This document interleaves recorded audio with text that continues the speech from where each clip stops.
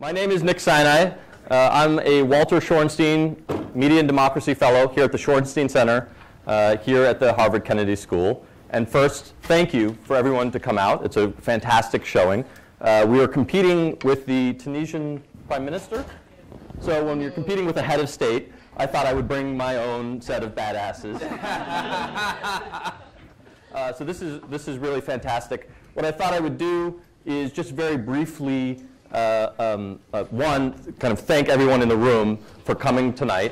We have some faculty, the dean, some IOP fellows who are ex-senators.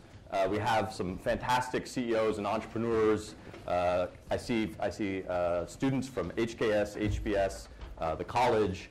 Really, I see the Boston tech community. It's a really great group. Please come on in and take a seat. What I thought we'd do is I'll do a very quick introduction, and then we'll hear from the panel, and we'll take some questions and make this interactive. So I will attempt to give them a little bit of background, but that's always boring, and so we'll do it really quickly. So Lynn Overmann, who is the Deputy Chief Data Officer of the Department of Commerce. She was originally a public defender, lawyer at Justice, worked in the Office of the Vice President and the CTO's office, and is now leading the open data work for the Department of Commerce. Our fearless leader, Todd Park. Todd is a serial entrepreneur, co-founder of Athena Health and Castlight, created 2 multi-billion-dollar market cap companies by age 40. Bam! CTO of Health and Human Services, was the second U.S. Chief Technology Officer, helped with the rescue of healthcare.gov, and is now a technology advisor to the President and to the White House. He'll tell us a little bit more about what he's up to. DJ Patil. Thank you.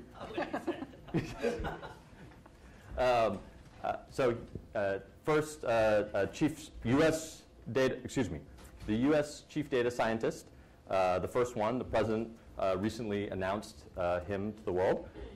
He comes from LinkedIn. He was the Chief Data Scientist at LinkedIn, PayPal, eBay. Started his career with some Department of Defense. Was also a professor earlier in his career as well. Research scientist. Research scientist. And faculty. Non-tenure track. Yeah. For this audience. And Aneesh Chopra.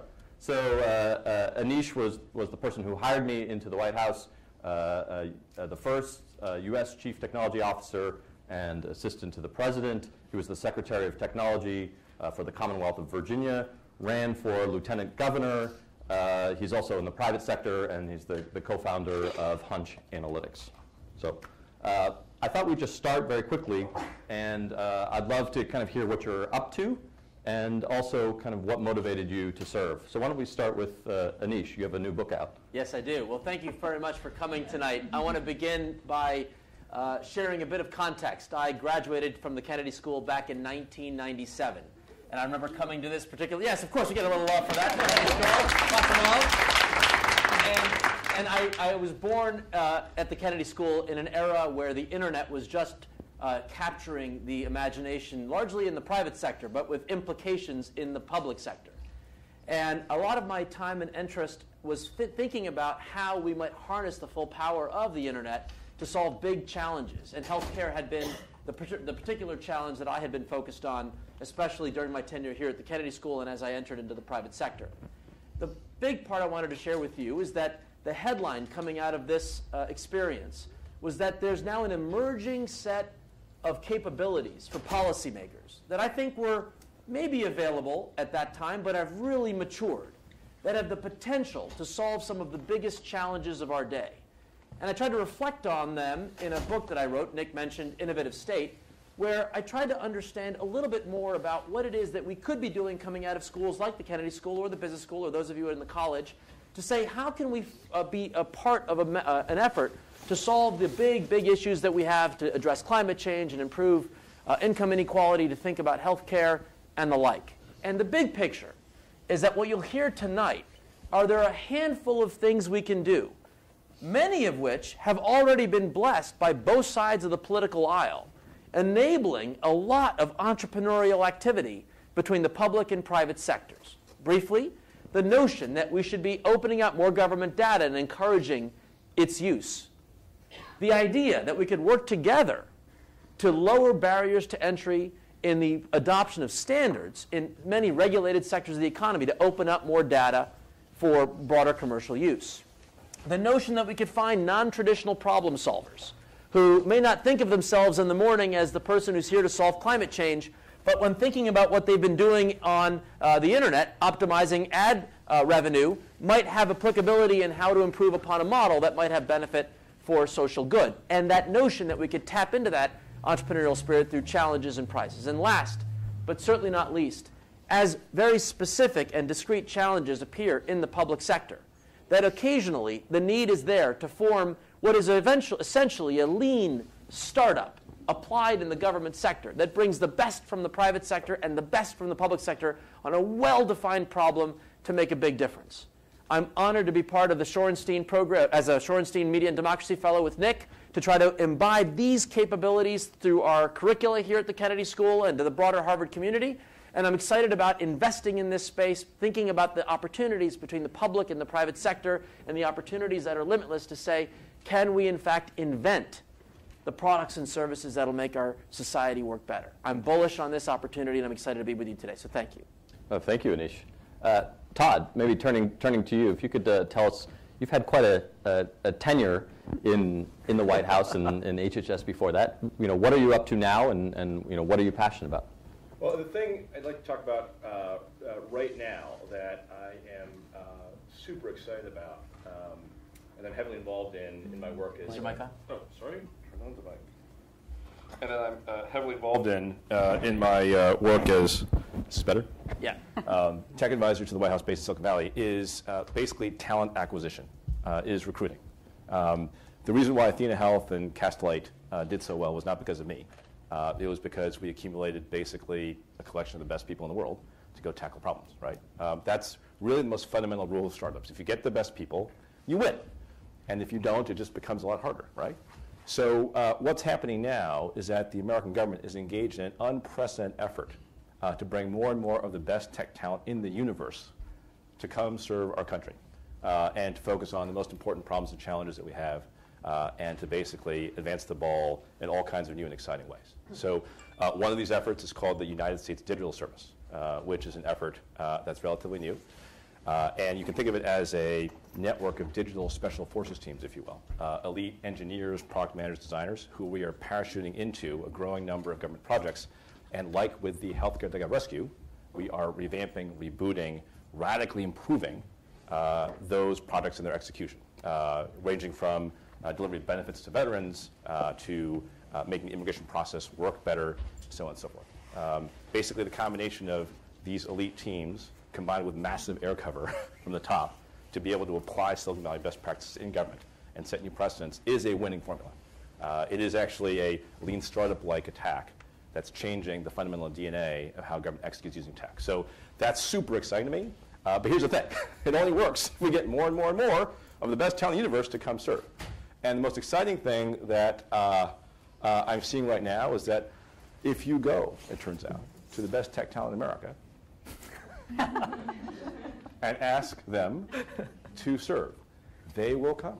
And they are coming at a growing clip. So in the U.S. Digital Service Network, for example, we have the person that kept Google Search up and running, now actually working at the VA. The person who kept Google AdWords up and running, now actually heading the USDS team at the White House. It's coordinating all this. We have the third engineer at Amazon, Ellen Radijak, who architected the distribution, warehouse, and inventory system at Amazon, and then has been retired, but came out of retirement basically for America, to help save America. The lead developer on Chrome at Google. Incredible engineers from Microsoft, from all over the metaphysical valley are now coming. It's like a tech Avengers. It's like, no one company could possibly assemble them, but America can, right? So they're coming together to work for America, then once they've saved America, they'll go back to their respective corners until we need them again. But it's quite remarkable. And the aspiration that we have is not just to help veterans, immigrants, the elderly, the disabled, et cetera, right? By radically revamping services and infrastructure that support them, but to create a new tradition, right? Where the most amazing tech talent in the universe on a regular basis comes and serves our country. And that's a gift that could keep on giving in all kinds of amazing ways. And as the latest example of said phenomenon, the top draft pick in the world, for data science, DJ Patil, now works for America. And with that, can I introduce DJ? Yeah? Yes, Okay. you can. DJ. Boy, how do you follow that? So it's super awesome to be here. I always wanted to come here. I went to community college. So yeah, exactly. The amazing thing is we're really building. There's few times in your life you get to say that you're really standing on the shoulders of giants. I've known Aneesh since grad school. Aneesh recruited Todd. Todd recruited me. And it's kind of like amazing aspect of the work that Lynn's done, the work that Nick's done. Many of you that are in the audience that have served before also. We're building on top of this. And the way I think of it literally is mass times velocity. And we have increasing velocity because, one, we have a president that really, really deeply cares about this and is passionate, fundamentally passionate about this. So we got the velocity down. We need to get the mass there. We need there is so many. To use a basketball analogy, there's so many looks at the basket we can get. We just do not have enough people that can take the shot. We just physically don't have enough people across the entire federal area of people who can be game changers, literal force multipliers, in just by physically being there. And it's so amazing to see how many problems we could go touch and have an impact on. It's like, okay, how do I get 26 hours of the day to do this?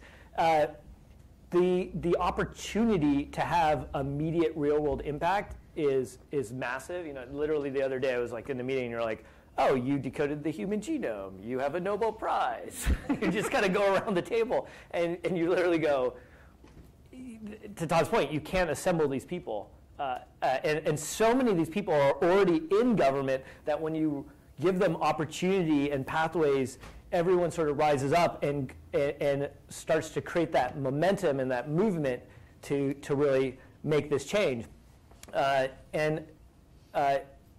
We have this kind of amazing thing, because especially in the data science area, as Tom Davenport, and Tom is somewhere I saw him. We wrote this article. There he is. We wrote this article that the sexiest job of the 21st century is data science, and I think the part that's which just proves that HBR is willing to go for link bait, by the way, is this unique opportunity that why is it so interesting and why is it so important to have a data scientist in this role? Is that people are realizing oh wait, the lever arm or the force multiplier inside this organization is the ability to take that data, unlock it in a responsible way so that we get benefits for the entire American public. In terms of efficiency, transparency, building new things, new services, kind of all these different aspects are open to us with the technology and a lot of the things and ideas that we've been able to build within government, in industry, in academia, and putting it all together now is going to get that opportunity to really to put it into practice as a combined unified effort across the federal sector. I think I could keep going on and on, but I'm going to hand it over to Lynn, who's actually one of the people that I'm standing on her shoulders because she built so much of this. So I'm actually going to answer one of Nick's questions. I'm actually a serial public servant as opposed to being a serial entrepreneur. I started off, as Nick mentioned, as a public defender and have taken a slightly unlikely career path towards being the Deputy Chief Data Officer at Commerce, but there is some sense here. I'm going to also include the recruiting pitch. The thing about working in the federal government is there is literally not a problem that you are concerned about that you can't start to tackle within the federal government. So I will put my commerce hat on and say, if you're a data scientist, we have more data than any other civilian agency. We have data that goes from the bottom of the ocean to the surface of the sun. We have data on every American person, our communities, on housing, on income, on poverty. We have data on American ingenuity at our Patents and Trades Office. And we need a huge amount of help unlocking it and getting it out the door. And we have only very recently come to the realization that we are a data agency. We thought we were about 12 different other things. And we only have a little bit of time left. So there's a lot of opportunity. We would love to have some of you come join us. The other thing is, as Todd, as you guys have all mentioned, the opportunity to do really important good things is here. And the technology and data is going to be the force multiplier, I think, that will allow us to take these problems on in a way that we weren't able to in the past. So I'm going to link back a little bit to where I started. When I started off as a public defender, we were still, I used to have ink all over my hands because we would write on calendars. Data and technology has not come to the criminal justice system in a way that it has come to other parts of the economy, because there are parts of the American public and the American life that there aren't a market incentive for the private sector to come into, right? So when you're talking about things like income inequality, when you're talking about things like a fundamentally broken criminal justice system, we've not seen that innovation drive into those systems because there's not the business imperative to do so. So really, us as the federal government, and working very closely in partnership with our state and local partners, how do we bring these insights that we can derive from data? How do we leverage technology to really take on the problems that we all know are kind of holding back a significant portion of our society, right? When Megan talks about this very passionately, she talks about it often. Just from a kind of American productivity perspective, we're losing a good chunk of our population, right? They're going through substandard schools, they are cycling through our mental health systems, which frankly our criminal justice system has become. We're losing about a third of the folks that could be our next great entrepreneurs, right? The next Todd Park could be sitting in a substandard school in Cincinnati. And we won't find him because he's not going to be able to access the opportunities unless we help figure out ways to fix these systems. And you can't do that any other place than the federal government. So please come join us. We have huge problems. We've got amazing talent, and we would love to have you guys come help us tackle them. You guys didn't realize it was like we're just going to recruit. We're just not going to stop until everyone's like, I'm in. So Todd, you were the brains and the operation behind the Presidential Innovation Fellow program, which has been tremendously successful. And it's this lean startup approach. I'm wondering if you can talk about that both as an approach to problem solving that Aneesh talks about in his book as well, but also the specific example of this program and kind of what it has caused in terms of ripple effects. Sure. So we started the Presidential Innovation Fellows program in 2012.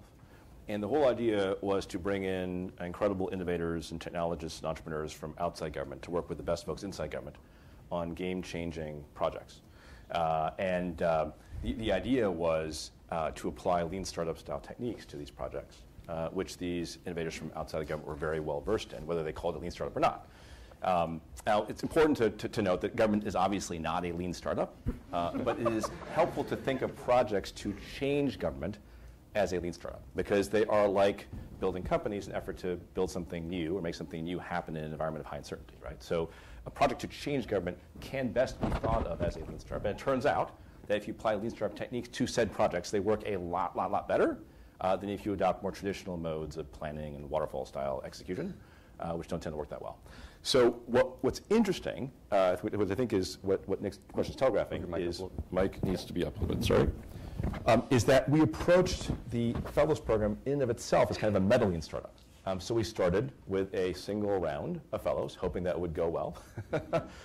We got amazing Fellows to come in, 18 of them, who then proceeded to be extremely successful, which then gave us the license to do round 2, where we had about 40 amazing Fellows come in. But something extremely interesting happened after that. So not only did the Fellows program itself continue to grow in popularity and sponsorship across government, but there was a subset of the round 2 Fellows that actually said, you know what, this is really awesome. This whole idea of working inside government to make life better for Americans is addictive to us, and we do not want to go home at the end of our fellowship. So a group of them decided to stay and decided to create another new unit of the American government called 18F. How many folks have heard of 18F? Okay. Oh, wow. That's actually really impressive. I'm doing my job. Clued in. So I'm doing my job. There you go. So 18F, for those of you who don't know, is a unit of the General Services Administration. And basically, it's an internal digital service consultancy that agencies can hire to build stuff, build websites, applications, et cetera, and or consult. It essentially is supported entirely by demand from agencies. So agencies pay for these folks, and folks then deliver results. It's growing like crazy because demand for it is off the charts. In basically a year, it's gone from 0 to 100 consultants, has offices in Chicago, New York, and DC. And there's a whole new kind of federal employee that's populating this consultancy, right? These amazing Silicon Valley level developers, designers, product managers who cannot get enough of the work that they're able to do. There's all kinds of stuff it's doing, which I can go into maybe in more detail later. But the point is that PIF actually, Presidential Innovation Fellows, spawned this whole new thing called 18F. And then there was a subset of the fellows that were so enthusiastic about what was going on that joining our CTO team were instrumental in the creation of the whole US digital service phenomenon that I just talked about. So this White House-based unit that essentially is growing a whole network of teams across agencies of elite engineers, product managers, designers to take over and drive improvement in all kinds of digital service development projects, right? So the whole US digital service / 18F phenomenon was an outgrowth of the Presidential Innovation Fellows program, you know? But it wasn't the case that we had that in mind when we started the Presidential Innovation Fellows program. It's something that actually naturally transpired as you iteratively kept pursuing the mission to make government much more awesome, right? And brought together amazing talent to help make that happen. So, it's so much fun I can't describe it in words to work with these folks to see what they're doing, and you know, it just again validates this whole principle that the more people we attract in the government who are amazing, the more we empower the people in government who are already amazing, the more we team them up together to have 1 + 1 = 40 from an experience expertise standpoint, and the more we give them the air cover to dream and attack and use lean startup style techniques to learn and iteratively discover what it is they should be doing, the exponentially more awesome government will become. You know, I think maybe just as a punchline, one of the things I've really learned about government and how to change it is that government is actually best thought of not as a monolithic organization that you change via a elegantly worded memo from the White House, right? It's a sector that you have to disrupt, the same way you disrupt any other sector, right? By putting together incredibly talented startup teams, letting them dream, letting them attack, right? And execute and create value that's 10 to 100x what that sector's ever seen before, which then creates more demand for it, which then causes it to be able to raise its Series A, Series B, Series C, political financial capital, and scale. That methodology, which Aneesh outlines so eloquently in his book, is absolutely not only the optimal way to change government, I think it's really, frankly, fundamentally the only replicable, reliable way to change government at scale, at speed, and in a way that's permanent. Can I add one thing to this? Because I just want to add a data point to this. So, because a lot of times it's easy to say, yeah, that's just their perspective of just being the hype machine. So on day, and I served about 10 years ago, 2006-ish in the government, and so now I'm getting a fresh look at how things are. And so day 2, I went along with a ride along with USDS and 18F to one of the very large agencies. And we walk in the room, it's one of these classic big rooms, and I'm like, holy crap, there's a lot of people in this room. And they start going around, it's like CIO of this portion, and the CIO, CTO, like all the kind of key people. I'm like, whoa, what's going on? This is insane. And the first kind of thing that comes out is like, can you guys please stay longer? and they just, it's literally like they're so thankful that you're there to help, that they're open in a way that I have never seen before. It was just, I was sort of blown away, and they're receptive to saying, oh, maybe we are, like, what are your ideas? What are your input? And literally, we could have spent like 6-10 hours in there, and now what we're doing is we're helping them hire kind of the key people for that. Because they just want, it's just unbelievable to see this kind of reception and ability to now that fear of disruption versus saying, please disrupt us. And I want to put a dimension to this to give you some perspective of how does this translate into the lives of the American people. Because some of this you'll see directly. If you're a veteran logging in and you want to get better services under the framework Todd outlined, you will get better direct services. But there's a secondary play here, and that is a lot more of what my colleague Nick says, as a wholesale model. What's happening is, and for policymakers who are thinking about the role of government in society, the line between public and private sector is starting to become very, very, very blended and very, very, very porous. And what that means is increasingly the products that the teams that Todd has outlined that are coming into government, that are issuing transformation, that what Lynn is doing and what DJ is going to foster, their end product is essentially a new form of information that in the hands of entrepreneurs and innovators can result in better services to the American people. One small, simple example, I've been using Uber a lot. I've been here all week traveling. It turns out Uber wanted to help their drivers make better health insurance recommendations. And as all of you know, thanks to the recovery rescue efforts that a lot of the folks Todd mentioned have done, healthcare.gov is working and it's functional. And one of the key deliverables of the healthcare.gov platform today is a hose of data about insurance plans. So a startup in California essentially grabbed that hose and built a little bit more value add that might be custom tailored to the kinds of driver needs. Maybe they're looking for plans that have better services that support back pain or what have you. And so a startup called Stride Health is delivering a more personalized recommendations engine for health insurance plans, but they're powered by the information that the team at healthcare.gov has now made available. So it's not that it's only one door to government. You must go to the one big magic door at the front, which says .gov. But now there's an increasing portfolio of public, nonprofit, academic institutions that are extending the hand of these resources to deliver better services. So there should be many better doors. And that philosophy of solution making, this concept of a handshake, which is that more and more of these data sets are becoming made available, but the handoff to entrepreneurs and innovators is what's going to be translating into the experiences that we have. And that will be a secondary benefit of all of this as we look to fix the healthcare, the energy, and the education systems. They may not be stamped.gov, but they'll be powered in part by the benefits and the services that this wonderful group of folks are going to make available. Yeah, I like to think about it in terms of dollars. We really understand wholesale and retail, right? So the federal government sends checks and gives benefits and has services that it actually delivers. And we also understand wholesale money, right? We give block grants to states and to nonprofits. So this retail and wholesale model we understand with money, and the real opportunity here is also on the digital side. Increasingly, services have a digital component, or are all digital depending on the type of service. And we absolutely need to make our digital services from end to end a fantastic experience.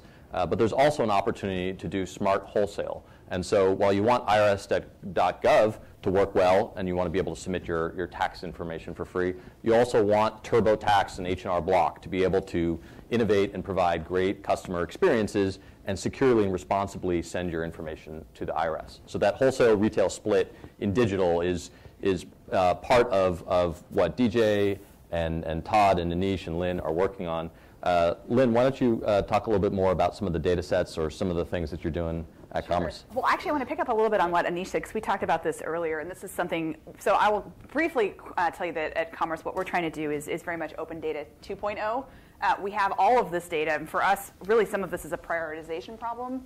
What is most helpful to put out and in what format? And so we're really, one of our initial focuses is very much on a user engagement strategy. How do we kind of get our data experts out into the world to talk to the vast community of innovative developers that will be able to tell us, like, this data set is more valuable than that, so that we're using the time we have left in the kind of maximum way that we can. But then the other thing that we're thinking about is, as we kind of get that open data engine running more effectively at Commerce, is this notion of how do we share data?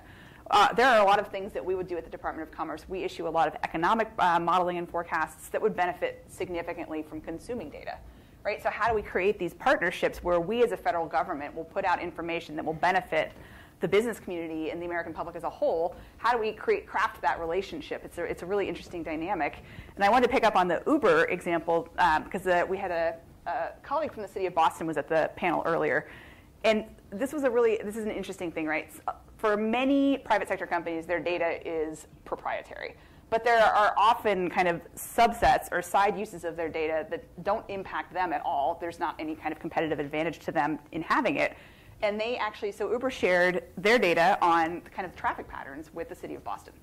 So the city of Boston now has this fleet of cars out there that are providing them data on traffic patterns, on problems that they can use to provide better services to you guys, right? So they can make better resource decisions. They can figure out which streets need to be plowed, where the potholes are, because Uber is sharing this data with the city of Boston. So how do we identify those opportunities to leverage the data that's also out in the world to make our government services more effective? Great.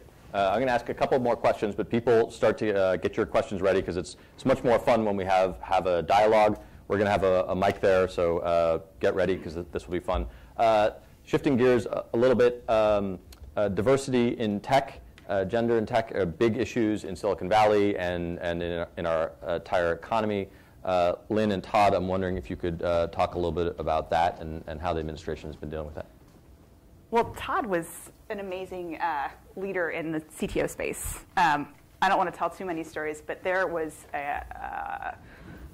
weren't as many women in the office as I think there could have been. And when Todd realized that was the issue, we actually ended up being, I think, more. At one point, there were far more women than men on Team CTO, and I think that's true for USDS as well.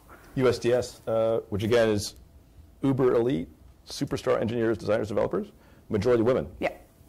So, and I think part of it, I think there's a huge leadership component. I actually think in some strange ways, government, it's a little bit easier to deal with those gender imbalances and the racial diversity issues in government. We have this vast pool of amazingly talented people to pull from. And I think there's an interesting role of really thinking about what does technology mean, and especially when you're talking about technology policy, right? I am not technical at all. But I'm able to contribute to these technology policy questions because I bring a set of skills and I bring kind of a viewpoint that is valuable in the policymaking sphere. But I think you can really extrapolate that out. So very much in the same way that we need data scientists and we need the technical people to help us make government better. I think the technology community really can think a little bit more actively, more broadly. There is in any given company, there are a broad range of roles that are not technical. And why isn't it that, I understand that the Googles of the world have, I think it's 17% of their technical roles are women. They could balance that out with their other roles, right? When you think about venture capital, Nick's moving into that space as well, right? You don't need to be technical to fill all of the roles of the technology industry. So that gender imbalance and the diversity issues can be tackled in ways if you really start to think about all of the different roles that folks can play and really actively, intentionally go out and try to fill them with folks that don't look exactly like you. Todd, do you want to comment? So another thing I've learned from both my private sector and public sector work is that the more diverse a team is, the better it is. Yeah. So the business reason, whether you're in government or the private sector, to pursue diversity is that you will do better. You will accomplish your mission much, much, much better. So we made it a real priority for the U.S. Digital Service to have a diverse team that looks like America. And we think that will be the one that best serves America. And we've been very successful thus far. And we're going to keep it up. And it's also our hope that as we do that, we are going to be minting people who are becoming superstars in the tech world overall, who'll be very high profile, and can serve as role models to help inspire more people, more youth to actually pursue STEM careers and to join the innovation economy and the work of innovating America. So. But we're off to a good start. Great. Now, Nick, if I just one context, if I may, one of the roles that we played in the White House was a lot of the conversation has been about the most recent effort to build up the capacity for government to do better. But there are some fundamental questions about the role of an innovation economy and the opportunities for people of all income levels and all genders and on all races to participate. And a big role that we focused on, certainly early on, given the construct of where we were with the economic crisis, was rethinking the role of government policy in the economy to create a better opportunity for all. And I just want to highlight there are a few areas where we thought we could do a better job. And one was ensuring that the foundation of our economy, that we rethink the definition of infrastructure. Traditionally, infrastructure had been about roadways, railways, and runways. And increasingly, human capital. You heard Todd very eloquently describe that principle he adopted personally in the public and private sectors. Human capital is infrastructure for the economy. And it is in that context we worked very hard to think about programs around STEM education and STEM for all and proactive outreach and public-private partnership models.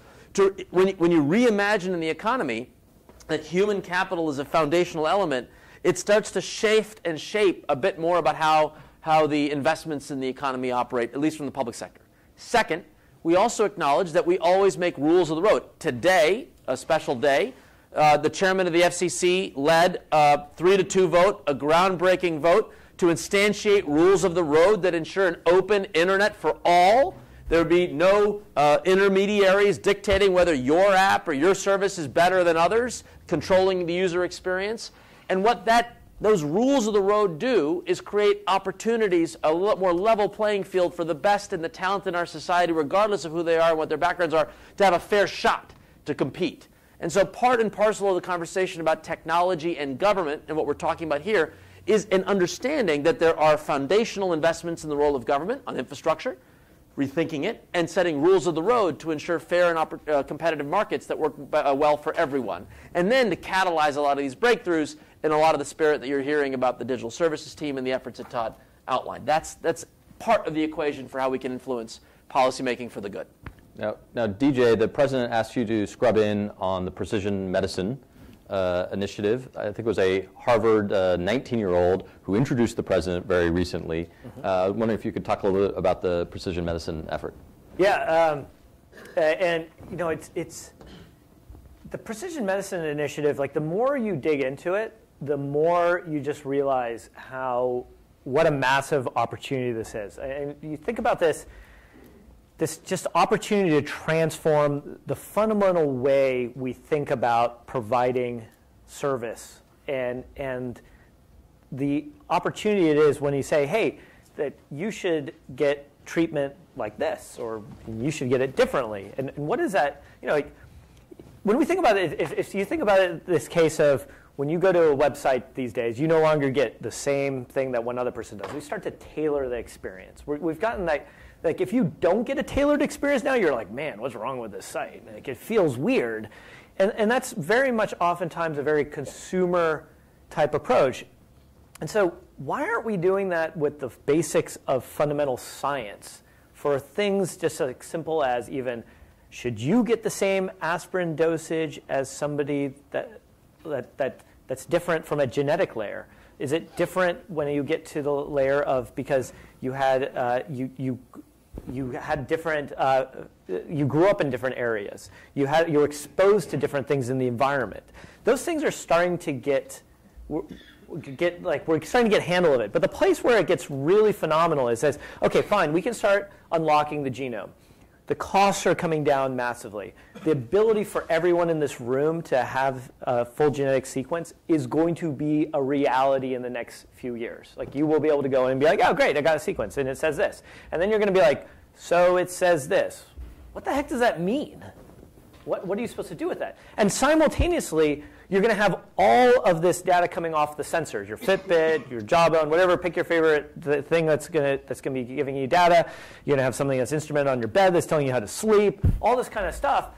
And so how do you start getting a handle of that to start making better treatment? The other side of this also, which surely gets interesting, is this idea of what is a cohort and what is a test group. And one of the things that I think is particularly great is from this data science perspective, we know how to do certain things of looking at where target-rich problems are. Because we look for correlations, we start to dig in. The people who are in bioinformatics have been amazing at trying to figure out things like, hey, this is the BRCA1 gene, and this is what it does, and here's how we should think about it. If we combine those two fields together with those that are clinicians, what's the opportunity out there? Could we start to say, oh, look, here's a bunch of data from the census that says these are the people who live near docks and have diesel fuel or something like that. Do we see something interesting in their population that we don't see elsewhere? Or vice versa. Fill in your favorite blank with what that might look like. But that ability to ad hoc define cohorts or to see what groups might respond better really is this radical transformation of how we provide the best medical care across America. Because no longer are we just saying, oh, if you're sick and you have the ability to opt into a medical trial, we'll do so. Because now you have a cohort that looks like America across every type of diversity that we can offer. And leading that way to do stuff, I think that's what preserves our competitive advantage of America. The ability to keep that here and unlock that for the next generation of innovation. We have to do that in America. We cannot cede that to somebody else. So Aneesh, Keep going on this forever. So and we do want you to keep going. Anish and Todd, you guys like to quote Bill Joy a lot. I'm wondering if you could talk a little bit about Joy's Law and open innovation and kind of how that works as an operating philosophy. Well, I want to just begin with the basic. Todd will describe for you how he put it to work. But one of the most exciting attributes of the work we were trying to do to close this innovation gap between what we saw working in the private sector and what we saw working inside the government early in 2009 was that in many ways the lessons learned from the open innovation philosophy had direct applicability in the public sector. And it came from three very simple case studies. One, and from my perspective, Procter & Gamble's CEO made the statement that going forward, 50% of all new products and services will be born out of ideas not born in our lab system. And I asked the CTO, Bruce Brown, who was apparently slapped in the face, you would imagine. You're only good for half of the output. Bruce, what did this do? It liberated me and allowed him to find that over in the military, or in the Department of Energy, actually, he was able to find a model that was capable of helping his diaper production line deliver $1 billion of cash flow benefit, because the way we place nuclear material on warheads is the same capability for how you put water-absorbing pellets in a diaper. And that lesson, to carry the idea over, is embodied in Joy's Law, that on any given issue, no matter who you are, some of the best people on that given issue don't work for you. That was Lafley's statement at P&G. Or Bezos, valuing frontline workers, acknowledging that, the old adage where you give out the old Nike shoe to the employees who tried new ideas, and if the ideas failed, and even if those ideas weren't approved by their immediate supervisor. The notion that we have talent at the front lines, and Todd brilliantly led an effort to find that talent within HHS, is one of the reasons why he was our #1 draft pick for CTO. And then last but not least, this notion of platform effects, and what the team at Facebook has done. We were talking about jobs in the economy, and Sheryl Sandberg and I were on this panel, and the comment was made, there were 3,000 employees at Facebook, but when queried on the internet, how many people hold the job title Facebook developer, had nearly 35,000 hits. And the reason was not because there are 35,000 employees on the P&L at Facebook, but they opened up the platform, inviting that external talent to plug right in so Nike could employ a Facebook developer on its payroll and contribute to the broader mosaic. These three concepts, the cultural shift to understand that there's talent outside the organization that you should tap in, that you should frontline worker, you should also look within the enterprise, sometimes those voices get stifled, and that you should find mechanisms, especially in today's digital age, where you can more easily connect to that said external talent. We had best practices that we could bring right in from the private sector that were applicable in the public. And that's a lot about what we did. And my favorite case study in all of this, we had the role for the government, the White House president said, we want all the agencies to compete on how they can be better about adopting the principles of open innovation, open government.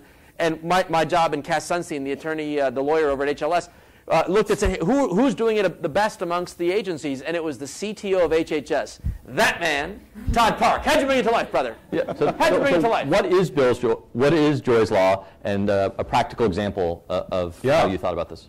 So Joy's Law is named for Bill Joy, who co-founded Sun Microsystems. And he once said, no matter who you are, you have to remember that most of the smartest people in the world work for somebody else. Which, if you think about it, is by definition always true, right? So it's very, very important, I think, if you do anything, frankly, public sector, private sector, to remember that.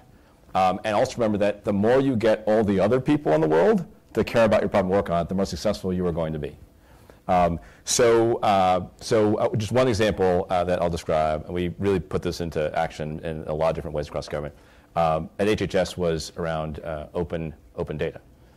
So the way I got ensorcelled to leave Athena and Castlight and join HHS was when Deputy Secretary Bill Corr said, well... Heard ensorcelled? Ensorcelled. Yeah, it's from actually West Wing. Okay. Yeah, this television show, The West Wing. Yeah, I got it. Bradley Whitford says ensorcelled at one point. I just got ensorcelled by the word. Anyway, got it. So Bill Corr said, yeah, we're sitting on all this data, like massive amounts of healthcare system and healthcare-related information about bioscience, medicine, et cetera. We're not really sure what to do with it, but we have a sense we're suboptimizing social return on investment data. What would you do? And so I found myself just getting fascinated by this, and then convinced my wife and newborn baby, who was pretty compliant, actually, with the ask to catapult ourselves to DC and throw ourselves into working on this problem. And the initial hypothesis was, well, let's consider building new services and apps that make this data useful. And then about 17 seconds into thinking about it, we said, no, that's actually the wrong approach. What we need to do is actually take this data and obviously rigorously protect privacy and national security, but open it up in machine-readable form to as many other people as we can. And they will come up with stuff that we never would have thought of, and they will execute and build stuff that will be incredibly helpful that we never could have possibly done. So with Arnab and with Aman and with Greg Downing and a growing number of other people, we started to do this. And initially, people thought it was crazy, and so we said, well, let's just try to do it in the small scale, lean startup style. So we partnered with the Institute of Medicine and invited 40 extremely skeptical entrepreneurs into a room where we showed them, here's some data we have, what do you think, right? And in spite of themselves, entrepreneurs said, that's really interesting. You have data on hospital quality and nursing home quality and customer satisfaction with all kinds of healthcare providers and community health and what? We said, yeah, and we'll make it available to you in easy use form. What do you think? And they then brainstormed over the course of the day a bunch of things they could do with it. And then we kind of called an audible and said, okay, in 90 days, we hadn't asked Secretary Sebelius this, in 90 days, Secretary Sebelius will host, with Harvey Feinberg, the president of the Institute of Medicine, we made up a word, Datapalooza. A health Datapalooza in 90 days, where whoever can build what you just brainstormed with the data we'll make available will make you famous. And 90 days later, we had about 20 plus entrepreneurs, some of whom finished coding that morning, present new features, new apps, new stuff they'd built with the data. And then it just caught fire. Because the audience of a couple hundred folks who assembled, they weren't just other entrepreneurs who got inspired to actually build stuff. Critically, there were a whole bunch of data owners within HHS, right? Who, when we first talked about this, said, opening our data sounds like a terrible idea. I can only imagine horribleness happening. I cannot imagine anything awesome happening, right? So when we actually brought them to the first Datapalooza and they saw what entrepreneurs had built to help people make better healthcare decisions, find the right healthcare provider for them, et cetera, right? This went to this. And they said, oh, so you're telling me that without me spending any money, in less time than it takes for me to write an RFP, I could actually put my data out there and then people could turn it into something amazingly helpful to America? And make me look like a hero? We said, yes, yes. But beyond that being theoretical, we pointed to the stage, right, and said, like that, right? So the more data became available, more entrepreneurs scrubbed in, and pretty soon, within 2 years, the Health Datapalooza became like a 2,000-person gathering over the course of 2-3 days in DC, with several thousand additional angry people who tuned in to watch because they couldn't get tickets, right? With hundreds of new innovations based on rapidly escalating new open data being showcased that could help individuals, could help policymakers, could help businesses, could help doctors, nurses, et cetera, improve healthcare. To me, the Health Datapalooza, the ecosystem it spawned, is an incredibly powerful illustration of the power of open innovation, along with the power of lean startup, right? Because it's at the intersection of those two things, I think that awesomeness happens. If you have the humility to understand that you don't know the answer at the beginning, by definition, right? And your job is to actually rapidly iterate until you actually figure out what version 1.0 of the right answer could be, and iterate from there. And if you also embrace the idea that the answer is very likely to come from and be powered by lots of other people who are not you, right? If you actually embrace those two principles when you're trying to make change happen, regardless of whether you're in the private sector or public sector, right? If you embrace those principles, that's the recipe for awesomeness to be unleashed. One funny little anecdote. Todd and I were sitting with Secretary Sebelius in the front as she had made good on the commitment to show up and participate in this. In the very first presentation, the question was something on the order of how do you find where in America the worst place for obesity and the best people to talk to about helping make that community better. Her jaw dropped when in the period of 7 minutes, she saw the kind of analytical approach on previously open but maybe inaccessible or underutilized data to answer this very simple question. And as her jaw dropped, she leaned over and said, that would have taken my staff as governor 7 months to answer. $10 million probably. Well, I didn't even get into the number of that. But that literally was the very first presentation that I think, Todd, by design, you must have encouraged them to be first, because that exactly set the tone for the movement. So I want to make this a conversation. So why don't we take a few questions and start with Matt Lira, because this is a bipartisan endeavor. Democrats and Republicans love this. Talk about it, Matt. Thanks, Aneesh. I'm Matt Lira, for those of you that pretended to know me when you were clapping. I'm a resident fellow here at the Kennedy School and the Institute of Politics. First, I'd like to say that this panel is awe-inspiring in their work, and even as a Republican, I think this is something that President Obama got really right, and the work you guys do is inspiring. And that kind of dovetails a little bit into my question. As we look into the future of government, this transformation needs to continue. It needs to be a part of the spirit of government for decades to come. How can you bake in and embed what you do so that, President number 45, 46, 47, 48, 49, 50 continue to expand upon this spirit and your work? Todd's going to have to answer this, but I want to make a point in Matt's favor. While we were doing this in the executive branch, Eric Cantor had been doing this in the legislative branch. And with Matt's leadership, an open data revolution unfolded in the congressional side of the House. And so it is important to note that a lot of the enabling ingredients, the policies that I referenced earlier, the notion of a handshake, the idea that we should open up more government data and engage in standards and think about prizes and work on lean startup, every one of those policy levers has been signed into law or introduced with both Republican and Democratic sponsorship. So the important message here is that these ideas in many ways have transcended. Look, we'll have a political debate about the future of climate change, to be sure. There's no kumbaya about an issue like that. But the idea that we'll open up more data and engage entrepreneurs and innovators to find ways to make it cheaper and easier to install solar panels, or to find a better way to double energy productivity in people's homes, you'll start to see more agreement. So I want to begin the conversation by simply saying, let's start the foundation here. There is evidence and truth and history that both sides of the aisle have embraced a lot of the enabling ingredients. And now Todd can talk about how he's built this into the DNA. This will never be ripped out. Todd, how did you do that, brother? How did you do that? Well, it's a work in progress. No, brother, you got it. You got it. But first, I just want to stress what Aneesh just said and what Matt just said, which is that the whole notion of embracing lean startup in government, the whole notion of bringing the best tech talent in government, the whole notion of embracing open innovation, these are not Democratic or Republican principles. They're American principles. And they've got broad support across the spectrum, and we just all need to keep it that way. So that's one, I think, important continuing next step. The second is, I think, to quote Mike Bracken from the UK's Government Digital Service, which is that the strategy is delivery, right? Basically, the thing that will change government is a growing set of precedents for how government really should work, right? So, I mean, I could talk to you until I'm blue in the face about the power of open data, right? And write an incredibly elegant essay about it, right? But it's far more convincing if I just point to the health data pollutes and say, look, for like no money, right? No taxpayer dollars, you can get an exponentially greater return in terms of jobs and entrepreneurship and healthcare, right? If you just open up, right? So, I could talk until I'm blue in the face, right, about the power of true cloud, right? But it's far better if I point to a government app that's now running on AWS and costs like 1/100th of what it cost before, right? And it's kicking enormous butt, right? So I think that we just have to keep creating more and more precedents and more examples that create more demand for those examples. And I think very importantly, to get to a point that Lynn was saying, right?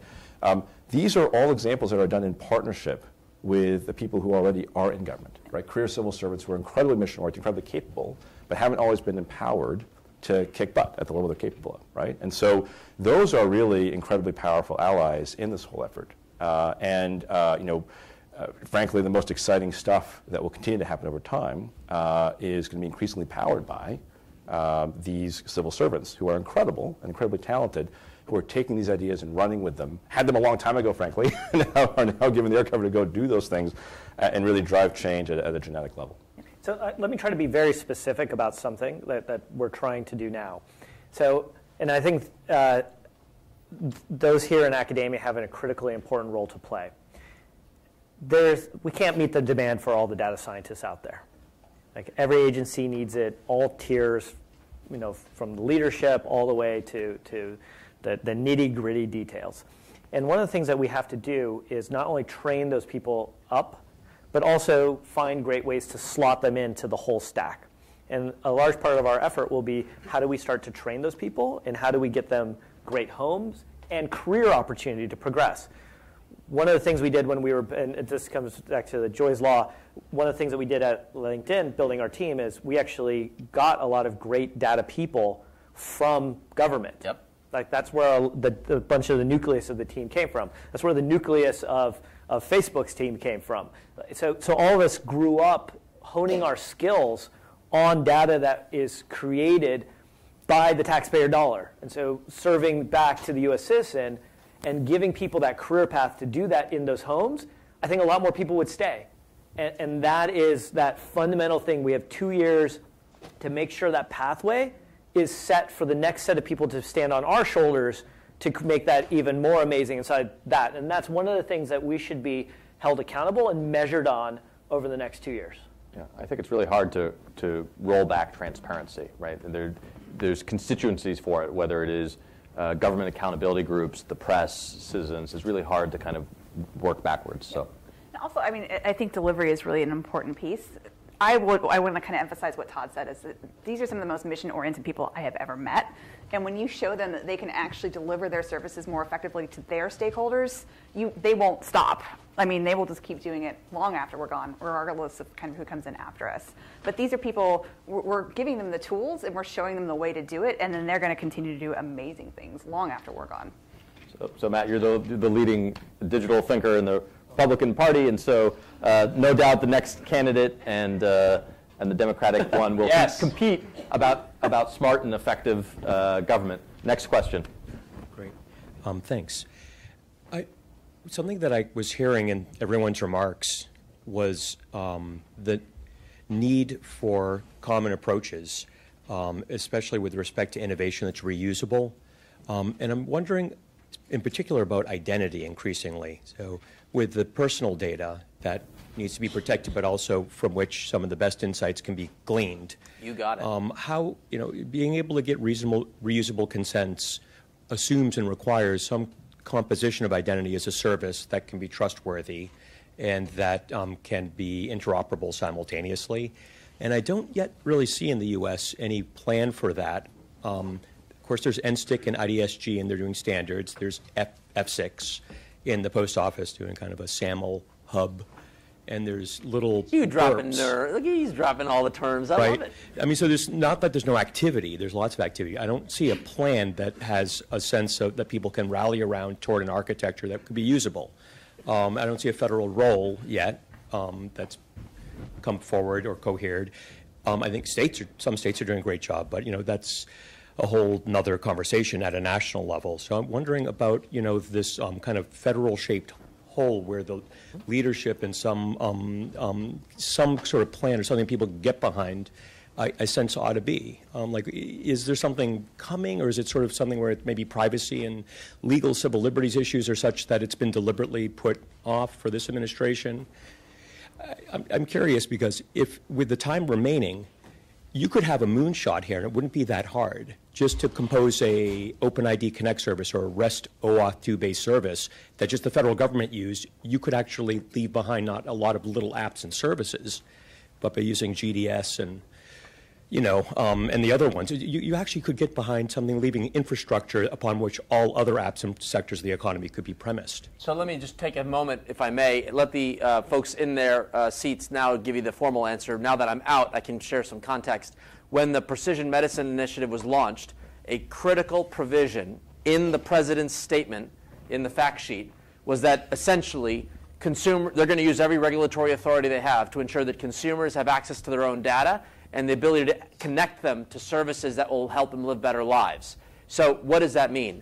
Under the leadership of, frankly, the White House led the advisors to the president, PCAST, that issued a report back in 2010 on healthcare specifically, suggesting that we need to move to this concept of effectively APIs in healthcare, that was promulgated down into suggestions to the Department of Health and Human Services around how health IT should operate. And in the fall, a very explicit recommendation was made to marry OpenID Connect, OAuth, RESTful APIs on patient summary data.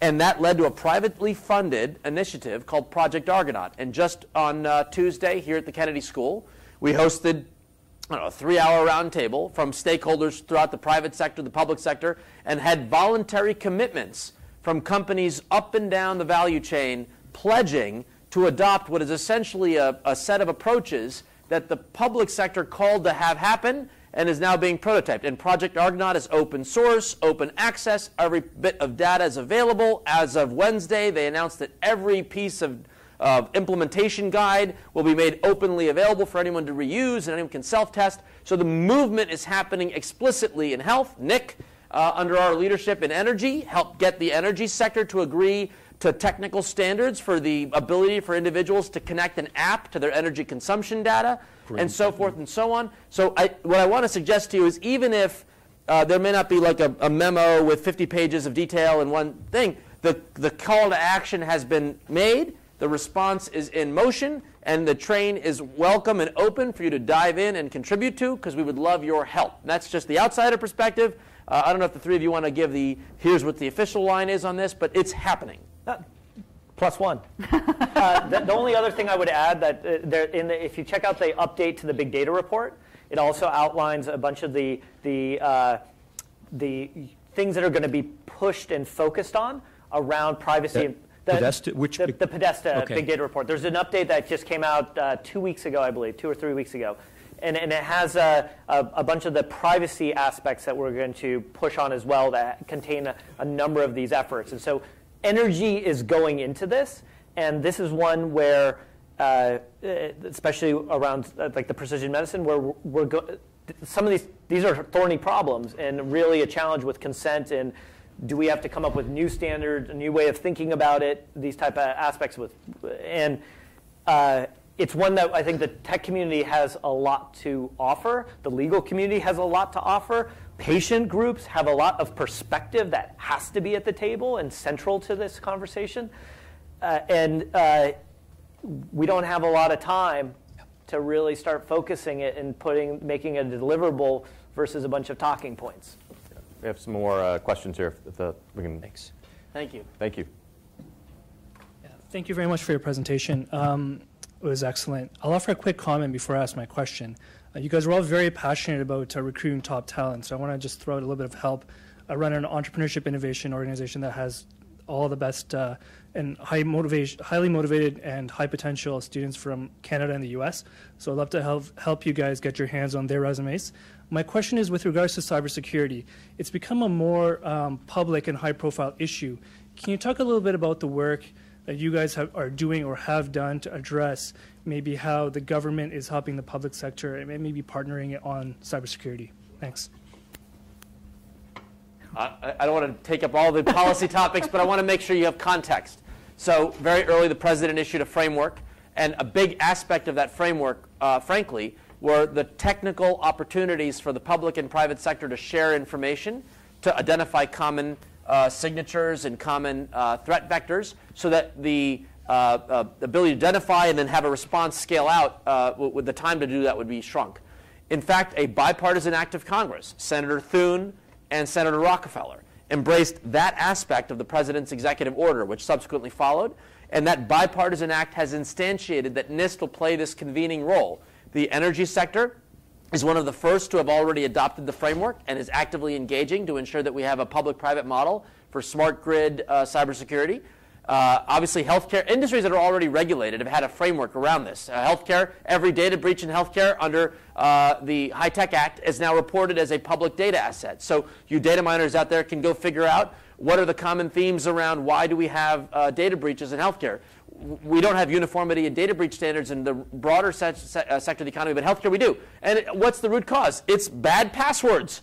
And at the end of the day, we got to get to a new model around online identity. And so this is a set of activities that are up and running, not memos and ideas and concepts, but working collaborative, technical frameworks that are moving the ball down the field. The standards work has got bipartisan support. The thorn right now is the lack of trade between liability protection and liability indemnification for sharing. That requires an act of Congress. The president's been explicit about this. He called for it in his cybersecurity proposal and his framework. I hope there are many on the Hill that will sort of engage and dig in as this issue becomes more and more central to economic vitality. But where we've had agreement, the ball has moved down the field. And I don't know if you want to amplify that, Lynn? So actually, we're doing, NIST sits under Commerce too. We have a lot of different bureaus. It's the National Institute of Standards and Technology. It is awesome. It's NIST is awesome. But there's an interesting, one of the things that we're really focused on at Commerce as well is this notion of the emerging digital economy. As more and more services are delivered digitally, this issue of cybersecurity and a framework is not just one that we need to tackle here in America, but as information flows across international borders, what is the international framework that needs to be in place for privacy and cybersecurity? We have a kind of mosaic of privacy laws that exist across the world. We have data localization challenges that we're facing. So this, as we're thinking about how the American economy can continue to grow and expand, understanding this, getting this right in the States, and then figuring out ways that we can create this framework internationally, I think is going to be one of the major challenges that we'll be facing in the next few years. Why don't we continue with the questions here? Hi, I'm Chris Erdman. I'm the head librarian at the Harvard-Smithsonian Center for Astrophysics. Oh, wow. And I actually, so I heard a bit about how the importance of STEM, getting people into STEM. And I've been having a lot of graduate students and postdocs and other people come into my office. And in general, in astronomy and astrophysics, there is this there's this apprehension. They're very nervous. They're these statistics that 1 in 6 of them will be able to continue in academia or on an academic path, but they don't really know how they can contribute. They don't know how they can go and get jobs in the industry. One of the things they're often told is, finance will hire you, but but there are a lot of talented. They're knee deep in data and analysis, and so it's curious to me because you're saying go into STEM, and then there's this. There really there's a lot of nervousness about this in my community, and so I'm wondering if you can speak to that and tell me how I can speak to them about. So this one is very close to my heart because I was one of those type of people. And it's like, great, look, here's all the openings. And you're like, what openings? There's not a lot of choice. And so we have a real issue. And a lot of people I went to grad school went to Wall Street because that was the only opportunity. I looked at those problems like, oh, just not for me. So it was like, what opportunities? Now, one of the things that's been really awesome is if we look at the programs that train data scientists, and there's a number of these that are out there, we see these kind of people who are going in and being super successful in these programs are the bioinformatics people, astrophysicists, oceanographers, meteorologists, different type of high-energy physicists, people who tend to work with a lot of data. If the data is already messy, and then once they finally can get the data into a real form, then the problem starts for them. So they're used to the ambiguity that the data starts with. They are incredibly successful. The problem that is there's a disconnect in the vocabulary and the ability to hit the ground running.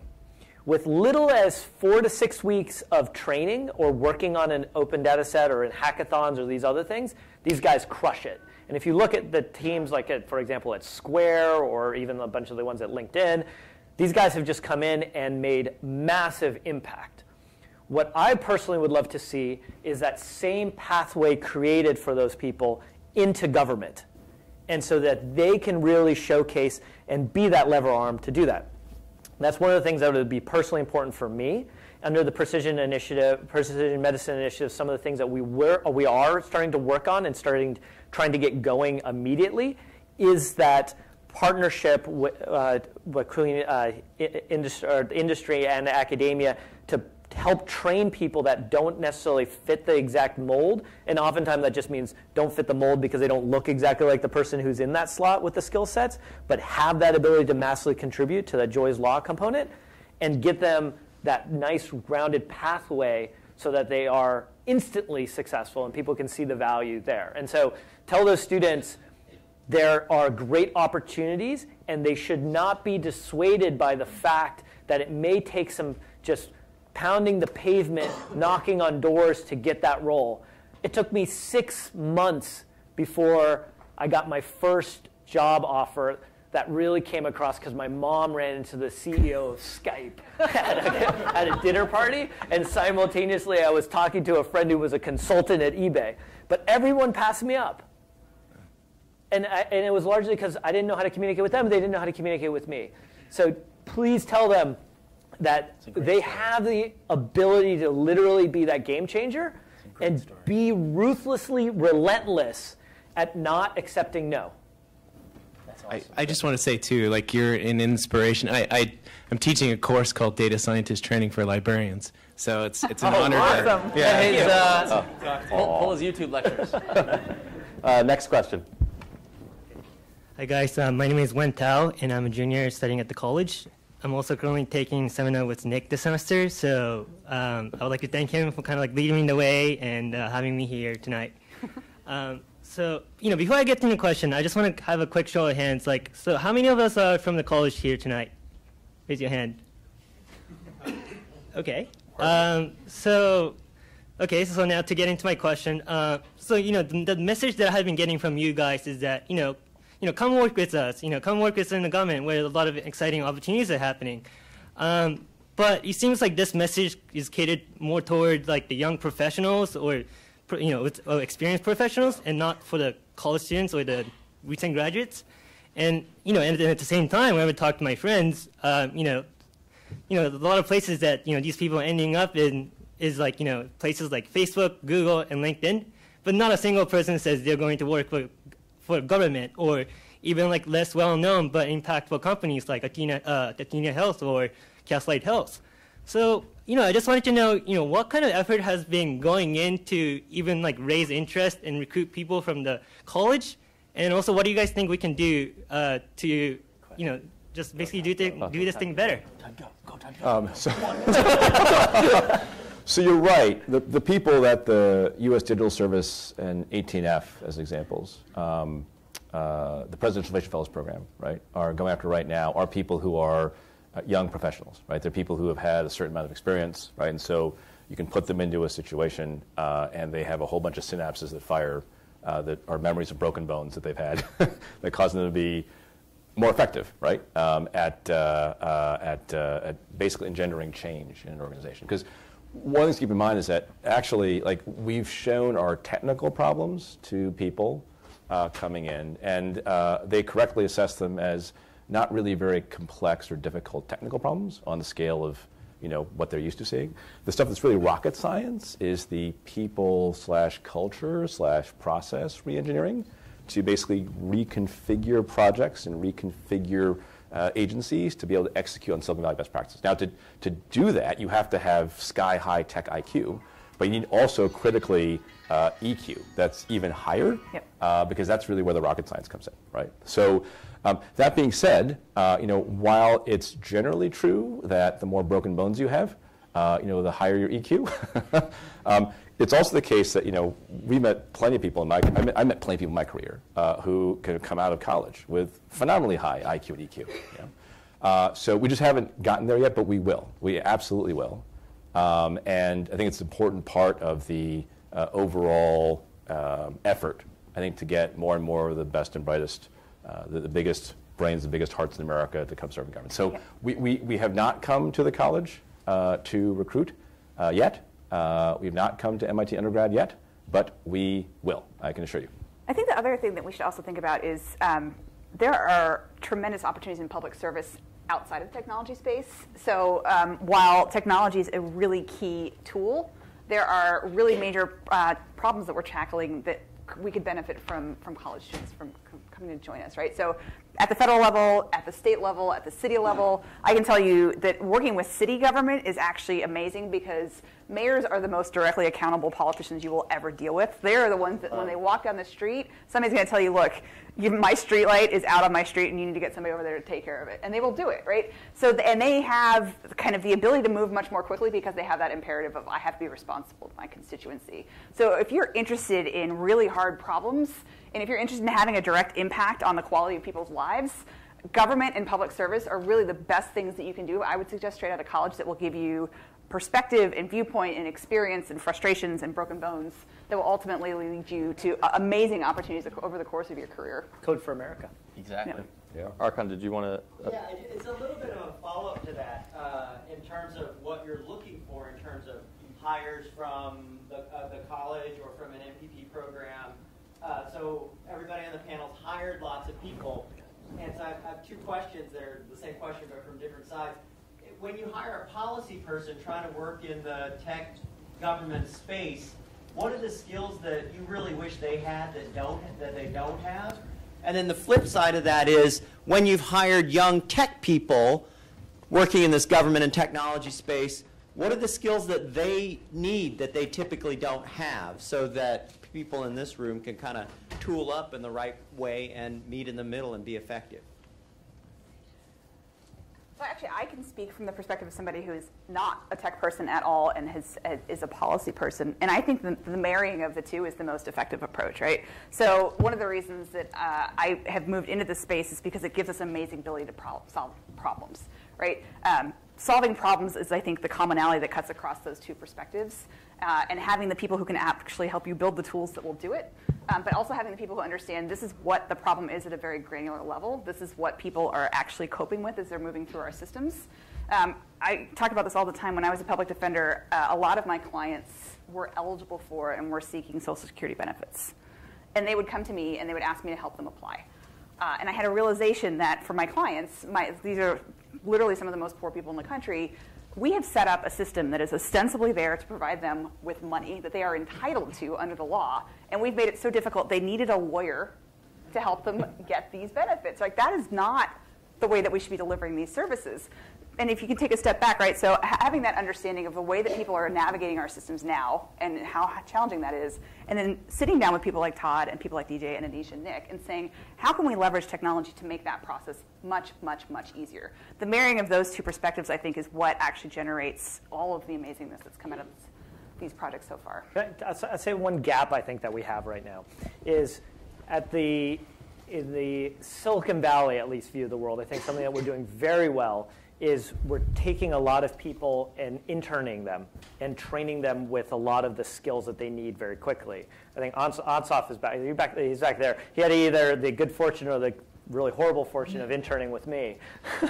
and one of the things that we're really focused on is teaching the things that you don't get in the academic environment. And we have to figure out, how do we take the best of that capability and bind that with government as well, so you are getting that kind of great mentorship, great training, building out your network of your early social network of peers, so that when you then come into the workforce, you're off and running much more quickly, and you have that network effect of people who can, when you don't know how to work on something or figure something out, you have that group that can pick you up and then move you forward.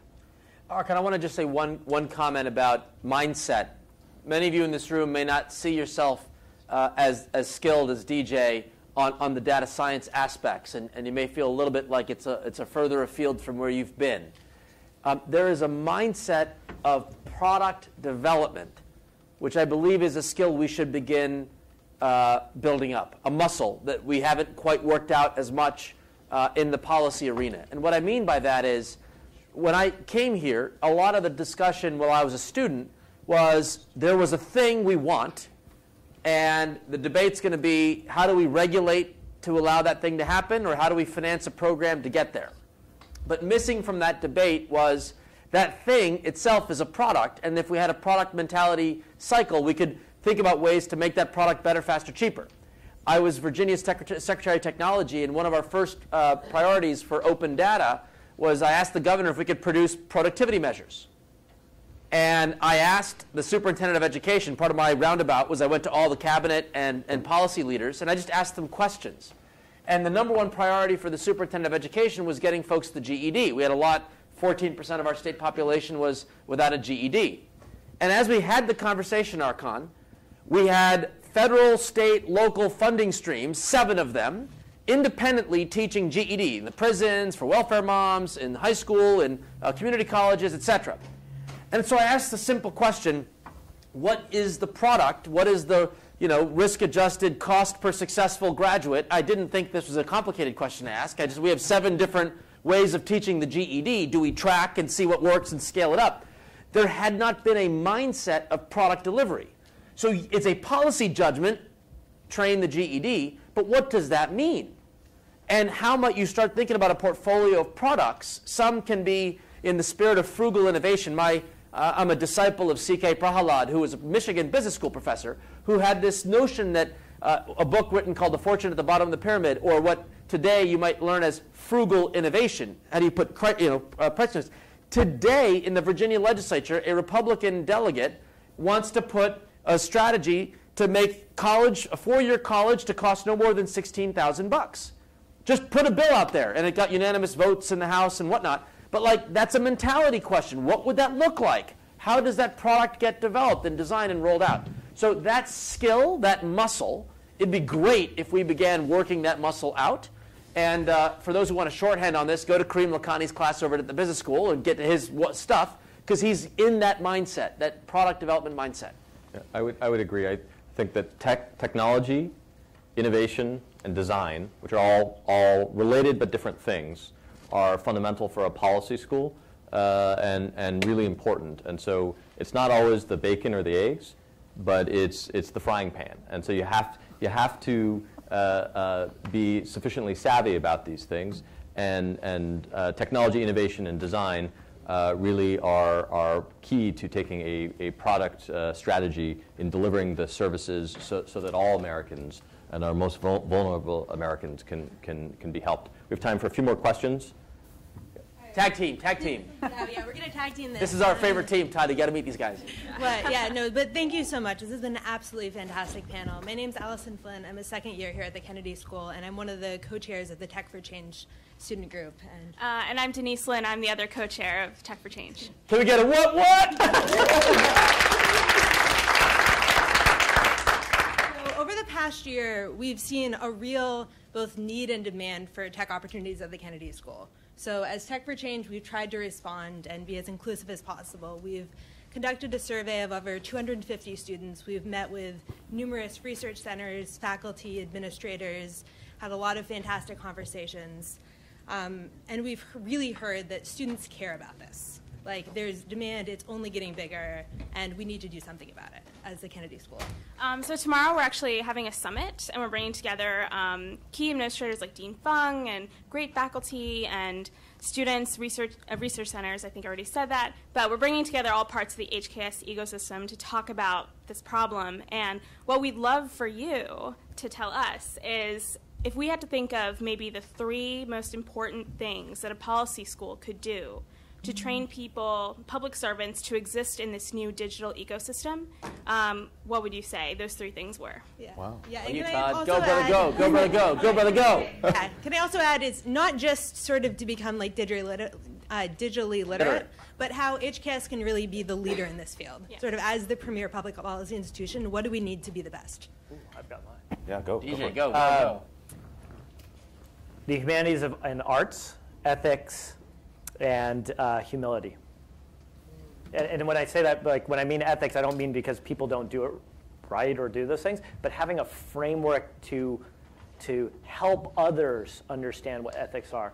The humanities to be able to appreciate the softer side of things, and the humility to actually allow you the ability to execute against it. And this is to the part of, you break enough bones in tech and other places, you learn that if you don't have these, you better develop them real fast. Otherwise, it's very hard to be successful. Thank you.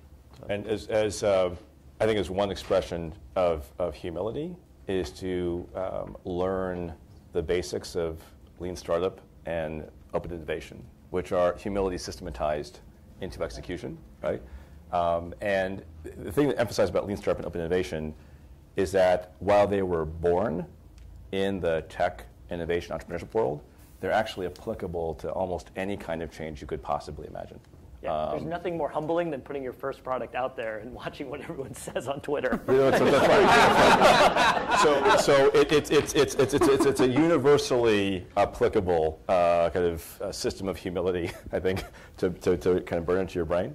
So we actually have been running this play called the President's Leadership Workshop, where we take like the 30 most promising young government executives and we put them into this intensive series of workshops. And educate them about how to become like the future secretary or deputy secretary of whatnot. By far, the most popular component, by something like a factor of 2 or 3, of the series of workshops is lean startup. It's the thing that's mind blowing for everyone, saying, "Oh, wow, that's like completely different from how I thought I was supposed to make change happen." Right. So I think that would be something I think would be a very good thing to teach. And we now actually have a growing number of case studies of the application of lean startup and open innovation, not just in the world of metaphysical Silicon Valley, but in the world of DC and state and local government. First of all, I want to be secretary of whatnot, because that sounds like the best department ever. Whatever we want it to be. I think that we really should be moving towards a world where technology and policy are no longer considered as separate things. Totally. And I think that's where we're failing a little bit at this point, right? If we can't consider the one without the other, and I think one of the biggest struggles that we have is when the technologists are not at the table when policy decisions are being made. So not only can you help execute, but you can help kind of build the questions into the policy-making process that will result in a far better outcome. Not just because of potential products that might be built or execution, but measurement, right? One of the big struggles that we have in policy is we have what we all secretly think are the best possible ideas to solve these really, really hard problems, but we can't track them if we're not figuring out data collection into the very beginning of the policymaking process. So we're not going to be able to figure out what the best approach to the GED is if we don't have technology and data collection baked into the execution of the program itself. And then we can't improve it if we're not figuring out, kind of doing that constant iteration. So I applaud you guys. I think it's a great exercise, but I would definitely encourage you to push as hard as you can that this is not a separate thing. This is a critical thing that everybody in this school should be learning about. Wait, totally. I mean, just to double down on what Sister Overman's saying, right now, one thing that's beginning to happen, which is very encouraging, is that the geeks are getting invited into the rooms where decisions are made a lot earlier, and even in rooms where no one can possibly imagine how tech could possibly be relevant. It turns out to be hyper-relevant because the technologists can illustrate possible paths of travel that didn't even occur to people, right? But that's a short-term hack, right? As Lynn said, the whole idea that policymakers don't need to be fluent in tech is an incredibly dangerous construct, okay? So it's inconceivable today, for example, right, for a policymaker to not have a basic understanding of economics. It doesn't mean that you're an economist, right, but you have a basic understanding of economics. It's in the core requirements here at the Kennedy School. Right. And so I believe that the public servant of the 21st century, Preach it. It's absolutely essential for them to have the same basic understanding of technology and how to use it as it is to have an understanding of economics. Boom! And so I think, the K school should just literally, this year, say, you know what? You're not graduating. Yeah! Unless you have a basic understanding of tech and how to wield it, right? Because the notion of inviting the geeks in the room is a short-term hack, right? The medium-term solution, the long-term solution is everyone becomes a geek, right? Let your inner geek out. Geek literate. You're geek literate. And there'll be a direct correlation between that geek quotient in your average public servant and the efficacy and efficiency of the American government and basically the strength of the fabric of our democracy, I believe. +1. So we have to wrap up. The way I want to wrap up. Rapid fire. No, I'm actually going to wrap up with the panel, the folks in government. They're a quick, actionable ask for the Harvard and MIT community, for the Kennedy School, for the Boston tech community, which has also shown up here. I see a lot of great execs. For future legislators, what is your one concrete, quick ask of this community? I have a little bit of a kooky one that I just came up with yesterday, and I was talking to DJ about this earlier. Our laws, the way that we write our laws, are unbelievably hard and complex. And Consumer Finance Protection Bureau did this amazing thing. It was a really simple technology play where they actually made regulations. They didn't change a single word of the regulation itself understandable, just by the way that they presented it. And so for things like for the lawyers in the room, the definition of what a consumer is, you can actually click and it will take you to that definition, right? So it's just a simple technology fixed to make regulations and laws more understandable. 80% of the people who go through our civil legal services do not have an attorney, right? So we're asking these people to try to understand these very complex laws on major issues that they're struggling with, like child custody, protection orders, foreclosure, accessing government services. If we can just kind of collectively go state by state and figure out what is the biggest problem that people are really struggling to figure out how to represent themselves, and just make our laws easier to understand, I think a hack like that could, obviously isn't going to solve the civil legal services problem, could make a huge difference very, very quickly. Todd.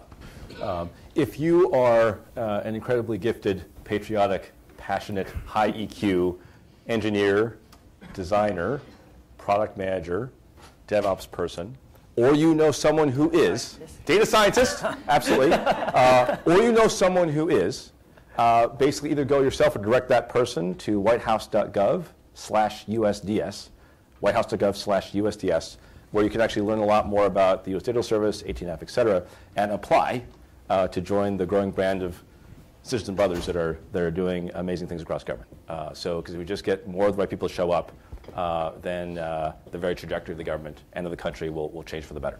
Okay, DJ, you have the last word. So the quick one is step up by stepping in. And that doesn't have to be just at the federal level, local city level. It's so easy to point at things and shoot holes at stuff. Be part of the solution by building, sharing ideas, contributing. When we have these working groups and other things, contribute. Share your ideas. Email us, tweet at us, all the different mechanisms. So many different great mechanisms to be there. Help rally people to the cause. And the cause is for the American citizen. It's for the country. It's not one party or the other. And really participate and find, at any level, be a participant. Great. So please give me a big hand of applause for this. Thank you very much.